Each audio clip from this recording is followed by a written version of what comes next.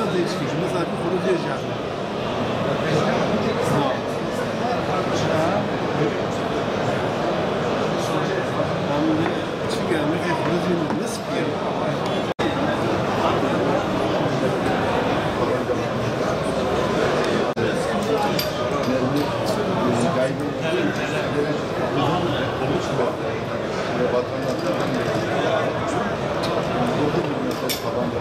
Sen taşını arabiliyorsun.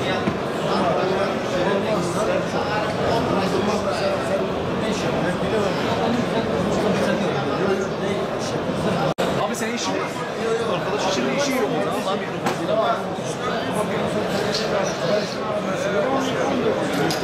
Trabzon Silah olarak fuara katılım yaptık. Fuarda beklentimizin üzerinde talep oldu.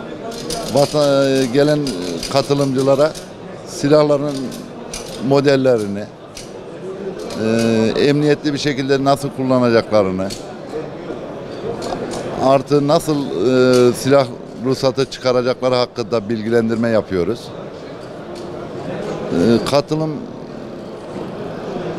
vatandaşlar işte silahların nasıl sahip olacaklarını fazla bilemiyorlar.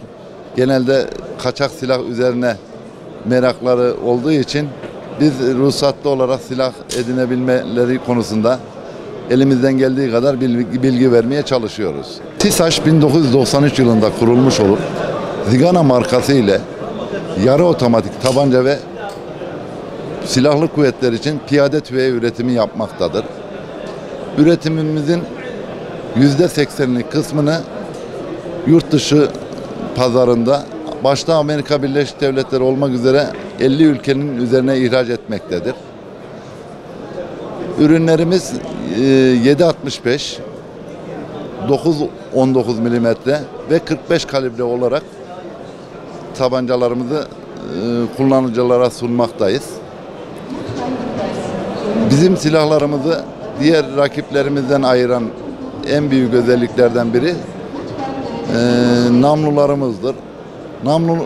Silahın en önemli parçası namlusudur.